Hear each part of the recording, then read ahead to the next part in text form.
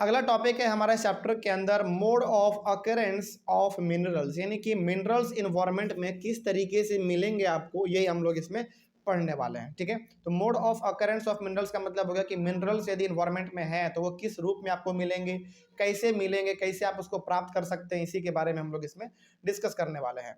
तो इसमें सबसे पहला पॉइंट कह रहा है कि minerals are usually found in ores, यानी कि मिनरल्स जब भी आपको मिलेंगे वो किस फॉर्म में मिलेंगे, ओर्स के फॉर्म में मिलेंगे। अब सवाल है कि सर ये ओर्स क्या होता है ना, इसके बारे में थोड़ा बताइए। देखो, इसके बारे में ना आगे बढ़ने से पहले, इसके डेफिनेशन को समझने से पहले थोड़ा सा हम आपको कुछ चीजें बता देना चाहते हैं। देखिए, एग्जांपल के तौर पे आप ऐसे समझिए। मान लीजिए कि आपने जमीन को खोदा, बहुत एग्जांपल इसका समझिए बहुत बेसिक तरीके से, मतलब कि आपको इसमें हम ओर का मतलब समझाएंगे, फिर ओर से आपको मिनरल समझाएंगे आखिर ये होता क्या है। जैसे मान लीजिए कि आपने जमीन को खोदा, और जमीन को जब आपने खोदा ना, तो जमीन के अंदर आपको एक बहुत बड़ा चट्टान मिला। चट्टान मतलब पत्थर जैसा आपको कुछ मिला, ठोस चीज मिला। उसको आपने बाहर निकाला। जैसे आपने उसको बाहर निकाला वही कहलाएगा आपका ओर। सिंपल सा बात है। मतलब कि जब आपने पहली बार जमीन को खोदा, खोद के जमीन को जो आपने सबस्टांस बाहर निकाला, उसी को कहेंगे ओर। अब मान लीजिए कि बाद में रिसर्च करने के बाद पता चला कि जो आपने बाहर निकाला ना, वो उससे क्या बन सकता है, आयरन बन सकता है। तो उसको हम लोग क्या कह देंगे, आयरन ओर। उसी प्रकार से मान लीजिए कि पता चल गया कि जो आपने बाहर निकाला उससे प्लैटिनम बन सकता है, उसको क्या नाम दे देंगे, प्लैटिनम ओर दे देंगे नाम।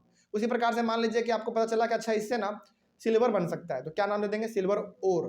तो कहने का मतलब यहाँ पे ये है कि जब पहली बार आप किसी चीज को जमीन से बाहर निकालते हैं वही कहलाता है आपका ओर। और फिर उसको, अच्छा एक बात और बताइए, जब हम पहली बार किसी चीज को जमीन से बाहर निकालेंगे तो ऑब्वियस ये बात है वो क्या रहेगा, गंदा रहेगा, धूल मिट्टी बालू सब उसमें लगा हुआ रहेगा। फिर उसको हम लोग क्या करते हैं, साफ करते हैं। साफ करने के बाद उससे कोई एक सामान बनाते हैं, उसी को हम लोग कहेंगे मिनरल।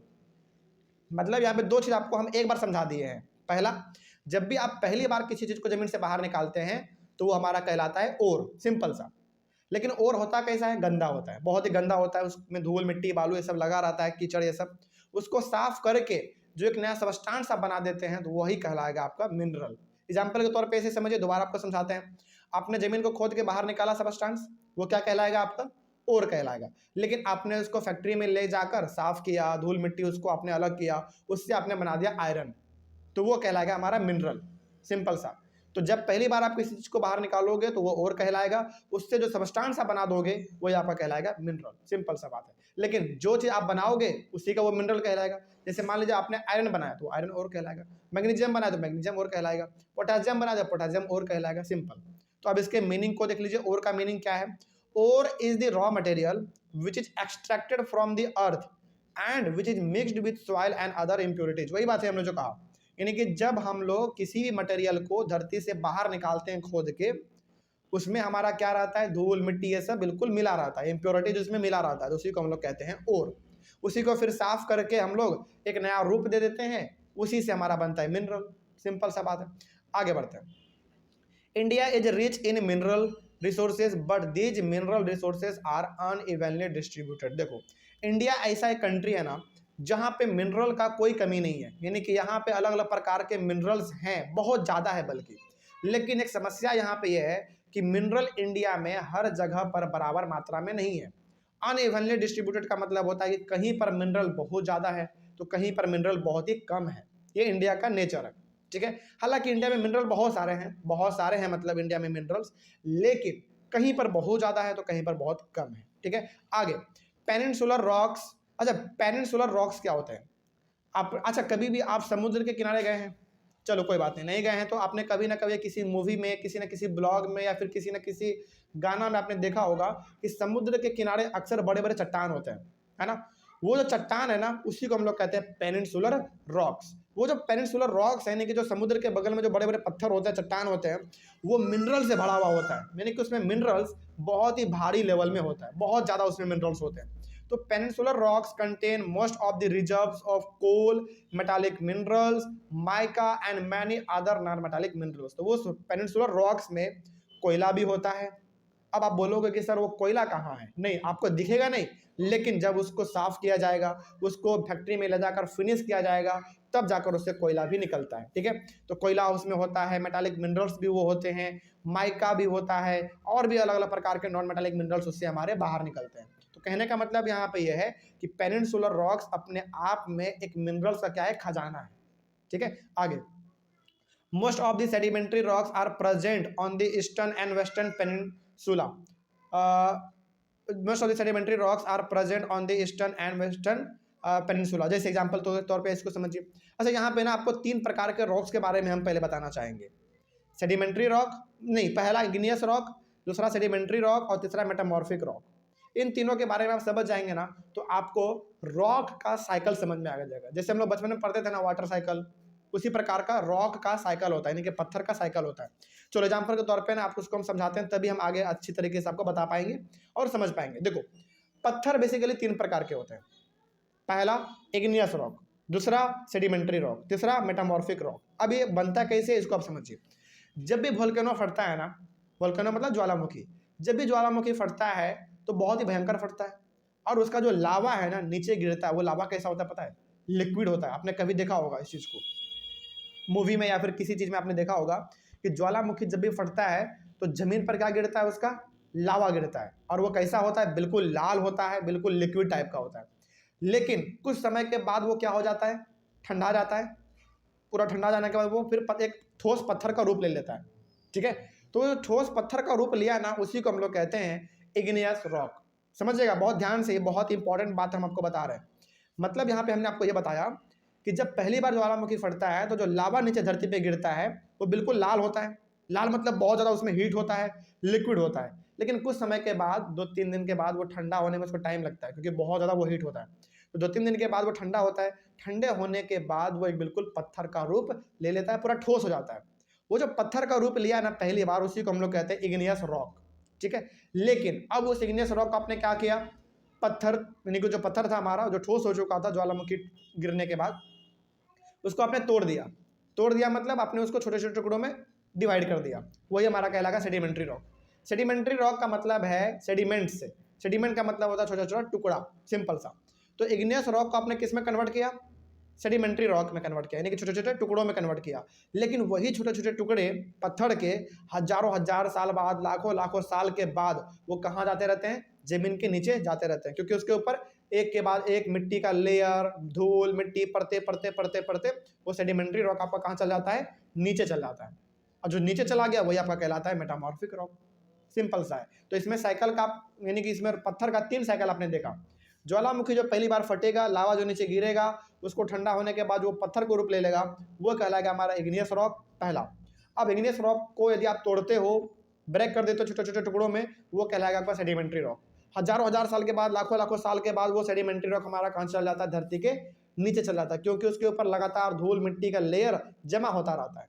ठीक है, तो वो जो नीचे चला गया वही हमारा कहलाता है मेटामॉर्फिक रॉक। अब जब दोबारा ज्वालामुखी फटेगा, वही मेटामॉर्फिक रॉक बाहर आएगा, दोबारा वो किसका रूप लेगा, इग्नियस रॉक का रूप ले लेगा। तो इस तरीके से हमारा साइकिल चलता रहता है, चलता रहता है। ठीक है, वही बात इसमें कहा गया था। तो ज़्यादातर जो सेडिमेंट्री रॉक्स हैं ये आपको ईस्टर्न और वेस्टर्न पेनिनसुला पे मिल जाएगा। मतलब कि ईस्ट साइड में समुद्र के किनारे और वेस्ट साइड में समुद्र के किनारे, वहाँ पे आपको ज़्यादातर सेडिमेंट्री रॉक्स मिलते हैं। इसलिए कभी भी आपने गौर किया होगा, समुद्र के किनारे ना बहुत छोटे छोटे पत्थर होते हैं, दाना टाइप का, वो आपका क्या एग्जाम्पल है, सेडिमेंट्री रॉक का एग्जाम्पल है, क्योंकि वो छोटे छोटे टुकड़ों में होते हैं।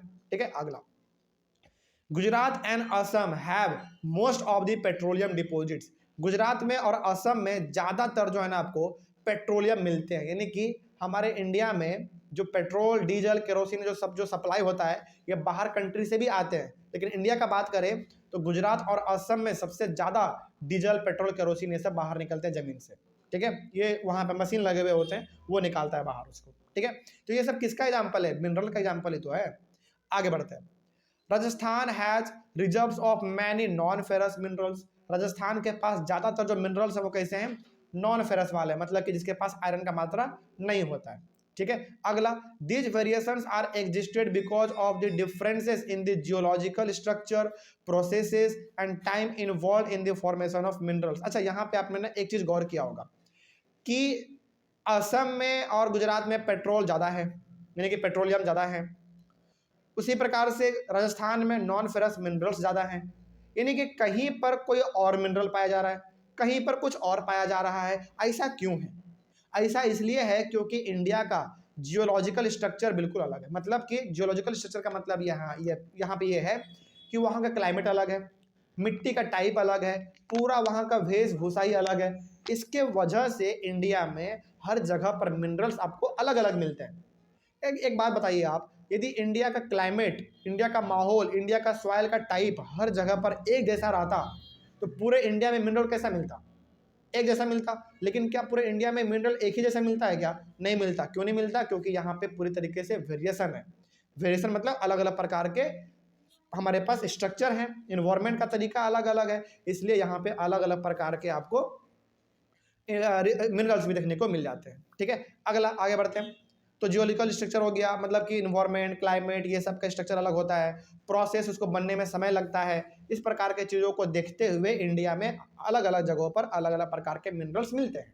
ठीक है, आगे minerals occur in the following forms. अब मिनरल्स किस किस फॉर्म में आपको मिलेंगे उसको हम लोग देख लेते हैं। पूरा का पूरा हमने यहाँ पे 5 फॉर्म तैयार किया है आपको समझने के लिए। हाँ 5 फॉर्म है, इसको हम लोग आराम से इसको समझते हैं एक एक करके। ठीक है, यानी कि ये अलग अलग ऐसे 5 फॉर्म्स हैं जहाँ पे आपको मिनरल्स अलग अलग रूप में मिलते हैं। जैसे एग्जाम्पल आपका पहला है इन इग्नियस एंड मेटामॉर्फिक रॉक्स, जो हमने आपको एग्जाम्पल दिया था अभी तुरंत हमने आपको बताया 3 प्रकार के पत्थर, इग्नियस, सेडिमेंट्री और मेटामॉर्फिक। तो इग्नियस का मतलब हो गया वो पत्थर जो कि अभी तुरंत ज्वालामुखी फट के नीचे गिरा है और वो तुरंत क्या हो गया, ठंडा होकर एक ठोस पत्थर का रूप ले लिया। इग्नियस रॉक, उसमें भी मिनरल्स बहुत होते हैं। मेटामॉर्फिक रॉक जो कि धरती के नीचे चला गया, हजारों हजार साल, लाखों लाखों साल के बाद वो धरती के नीचे चला गया, उसमें भी हमारे मिनरल्स होते हैं, बहुत ज्यादा होते हैं उसमें, तो खार मतलब कि उसमें तो बहुत ज्यादा होते हैं। तो यहाँ पे लिखा गया है minerals may occur in the cracks और joints of igneous and metamorphic rocks. मतलब ये हो गया सिंपल सा, आप ये समझो कि इग्नियस रॉक और मेटामॉर्फिक रॉक्स के बीच में जो क्रैक होता है, क्रैक मतलब जो दरार होता है, बेसिकली उसके अंदर में बहुत भारी मात्रा में मिनरल्स पाए जाते हैं। ठीक है, इस बात को आप ऐसे याद रखो सिंपल सा कि इग्नियस रॉक हो, मेटामॉर्फिक रॉक हो या सेडिमेंट्री रॉक हो, तीनों में मिनरल्स भरपूर मात्रा में होते हैं। ठीक है, अगला वेंट्स और लोड्स क्या होता है, ये दोनों बड़ा सिंपल है, देख लो। When the minerals are occurred in smaller quantities then it is called veins. यानी कि मिनरल्स यदि कम मात्रा में मिले कहीं पर उसको हम लोग कहेंगे वेंट्स, सिंपल सा। लेकिन when the minerals are occurred in larger quantities then it is called lodes. लेकिन मिनरल्स यदि भारी मात्रा में कहीं पर मिल रहे हैं, यानी कि ज्यादा मात्रा में कहीं पर मिल रहा है, तो उसको हम लोग कह देंगे लोड्स। वेंट्स मतलब स्मॉल क्वांटिटी में, लोड्स मतलब लार्ज क्वांटिटीज में। ठीक है, आगे बढ़ते हैं। Most metallic minerals like tin, zinc, copper, lead etcetera are obtained from vents and lodes. कहने का मतलब यहाँ पे है कि ज़्यादातर जो आपका मेटालिक मिनरल्स होते हैं जिसमें कि मेटल का मात्रा मिला रहता है, वो ज़्यादातर या तो वेंट्स में मिलेंगे या तो लोड्स में मिलेंगे। कहने का मतलब कहीं भी कभार ज़्यादा मात्रा में मिल जाता है, कभी कभार कम मात्रा में मिल जाता है, कभी कभार तो दोनों में मिल जाता है, कहीं पर कम तो कहीं पर बेसी। इस तरीके से हमारा ये हो गया इग्नियस और इग्नियस और मेटामॉर्फिक रॉक्स के बारे में। सेडिमेंट्री रॉक भी आप जानते हैं क्या होता है। इग्नियस रॉक जब छोटे छोटे टुकड़ों में बढ़ जाता है, मतलब बेसिकली पत्थर के रूप में, वो भी मिनरल्स का बहुत बड़ा सोर्स है। देखो लिखा हुआ बड़ा सिंपल है, minerals may occur in beds और लेयर्स ऑफ सेडिमेंट्री रॉक्स। कहने का मतलब यहाँ पे यह है कि जब हमारा इग्नियस रॉक छोटे छोटे पत्थर में टूट जाते हैं, टुकड़ों टुकड़ों में बढ़ जाते हैं, तो वो भी आपका मिनरल्स का एक बहुत बड़ा खजाना है। ठीक है, अगला minerals which are occur in beds और layers of sedimentary rocks are a result of deposition and concentration of horizontal strata. कहने का हॉरिजॉन्टल स्ट्रेटा का मतलब बिल्कुल एकदम लेयर के तरह, सबसे ऊपर होगा हमारा बड़ा पत्थर, उससे नीचे उससे छोटा पत्थर, उससे नीचे और छोटा पत्थर, उससे नीचे और छोटा पत्थर, इस तरीके से हमारा होता है।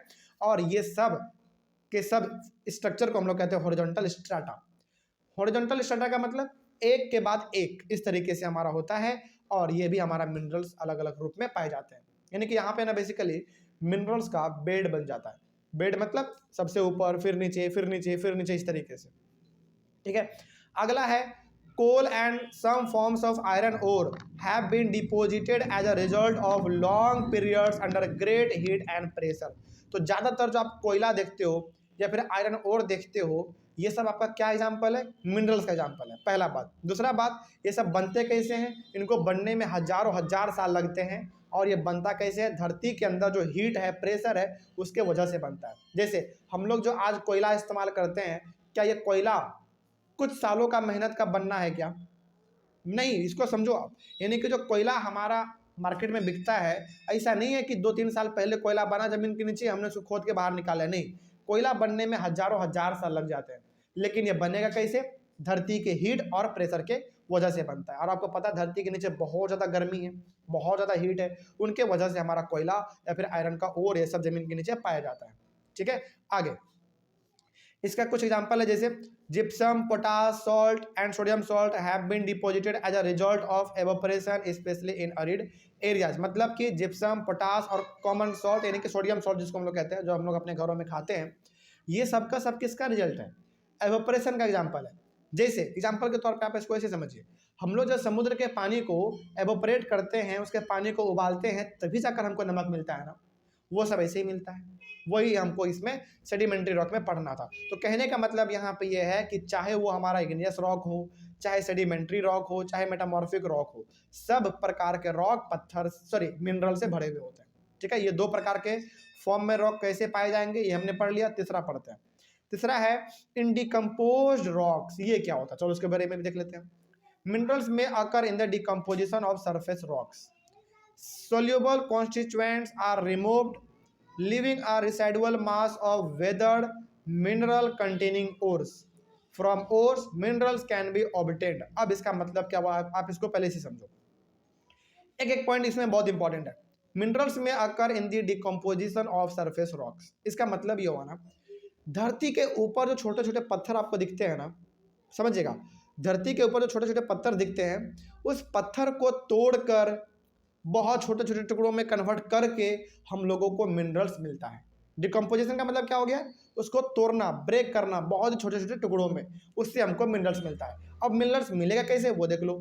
सोल्यूबल कॉन्स्टिट्यूएंट्स आर रिमूव्ड, यानी कि जैसे मान लीजिए कि आपने पत्थर को तोड़ा, आपने ब्रेक किया, उसको आपने पानी में मिला दिया, तो जो पानी में घुल सकता था वो घुल गया, जो नहीं घुल सकता था वो पानी के नीचे जाके बैठ जाएगा, और वही हमारा क्या है?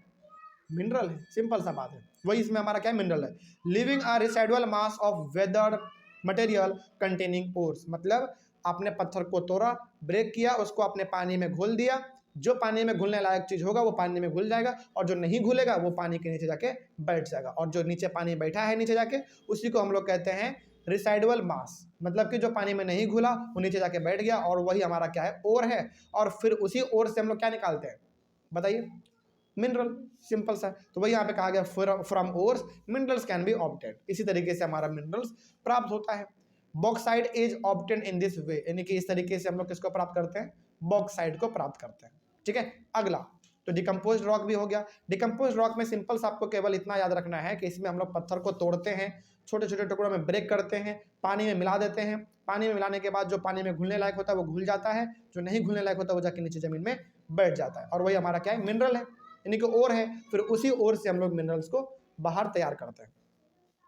आगे बढ़ते हैं। उसके बाद है अलुवियल डिपॉजिट्स। अलुवियल डिपॉजिट्स का सिंपल सा मतलब यहाँ पे ये है कि अलुवियल सॉइल, सिंपल सा। ठीक है, अब ये होता क्या देखो, minerals may occur in the alluvial deposits of sands in valley floors और in the base of hills. जैसे होता क्या है ना, जो आपका पहाड़ी इलाका होता है ना, यानी कि हिल्स वाला इलाका होता है, यानी कि उसका जो बीच नीचे का जो एरिया होता है ना, जैसे पहाड़ है, पहाड़ के नीचे वाला एरिया, वो भी अपने आप में बहुत बड़ा मिनरल से खजाना है। पहाड़ के नीचे जो बेस होता है, बेसिकली फ्लोर जो होता है, वो भी एक बहुत बड़ा खजाना है मिनरल्स का। वहाँ पे बेसिकली अलुवियल सॉइल मिलते हैं, और उस मिट्टी में आपके भारी मात्रा में मिनरल्स मिले हुए होते हैं। ठीक है, ये एग्जांपल हो गया आपका अलुवियल डिपॉजिट्स का। This deposits of minerals are called placer deposits. इसको हम लोग क्या कहते हैं? प्लेसर डिपॉजिट्स कहते हैं। यानी कि सिंपल समझिएगा, जब मिनरल्स आपका पहाड़ के बेस में मिले, समझिएगा बहुत इंपॉर्टेंट ये चीज है, जब आपका मिनरल्स पहाड़ के यानी कि हिल्स के बेस में मिले और बिल्कुल मतलब भारी मात्रा में मिले, उसी को हम लोग क्या कहते हैं? प्लेसर डिपॉजिट्स कहते हैं। सिंपल सा है। आगे बढ़ते हैं। Minerals which are occurred in placer deposits are not corroded by water. मतलब ये हो गया कि जो मिनरल्स प्लेसर डिपॉजिट्स में पाए जाते हैं, यानी कि हिल के बेस में पाए जाते हैं, वो जल्दी पानी से बहता नहीं है। याद रखेंगे इस बात को आप। ठीक है, क्योंकि देखो अक्सर क्या होता है ना, पहाड़ से जब पानी नीचे गिरता है ना, तो सब चीज को अपने साथ लेके आगे बढ़ जाता है वो। लेकिन इस प्रकार के प्लेसर डिपॉजिट्स में, यानी कि पहाड़ के बेस में जो हमारा मिनरल्स पाए जाते हैं, वो जल्दी पानी से बहता नहीं है, वो वहीं पे रहता है। आगे बढ़ते हैं। Gold, silver, tin and platinum are most important minerals which are occurred in placer deposits, यानी कि गोल्ड, सिल्वर, टीन और प्लैटिनम ये ऐसे कुछ हमारे मिनरल्स हैं, मोस्ट इंपॉर्टेंट मिनरल्स हैं, जो कि पहाड़ों के बेसिकली बेस में आपको मिल सकते हैं और मिलते भी हैं। ठीक है, ये हो गया हमारा चौथा।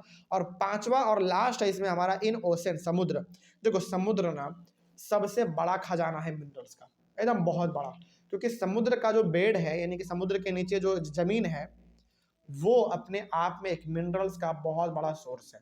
देखते हैं क्या लिखा हुआ है। Minerals may occur in ocean, यानी कि समुद्र में भी हमारा भारी मात्रा में मिनरल्स पाए जाते हैं। The ocean water contains vast quantities of minerals, यानी कि समुद्र का पानी और पानी के नीचे जो बेड है समुद्र का, वहां पे बहुत ही भारी मात्रा में आपको मिनरल्स देखने को मिल जाते हैं। ठीक है, कॉमन सॉल्ट, कॉमन सॉल्ट मतलब वही नमक जो हम लोग खाते हैं, common salt, magnesium and bromine are occurred from ocean water. देखो कॉमन सॉल्ट हमारा सबसे अच्छा एग्जांपल इसको समझने के लिए, जो हम लोग अपने घर में नमक खाते हैं, वो नमक बेसिकली कैसे बनता है, समुद्र के पानी को बॉयल करके बनता है, तो वो भी अपने आप में क्या है, एक मिनरल है। ठीक है, उसी प्रकार से आपका मैग्नीशियम है, ब्रोमीन है, ये सब का सब आपका समुद्र से ही प्राप्त होता है। Also the ocean beds are rich in manganese nodules, manganese भी हमारा एक मिनरल है।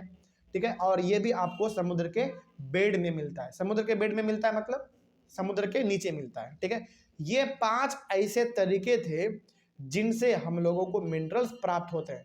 तो जब भी एग्जाम में आए तो ये आप कोशिश कीजिएगा कि इन 5 टॉपिक के बारे में लिखा जाए, और 5 टॉपिक के बारे में कम से कम 2-3 लाइन तो लिखा ही जाए।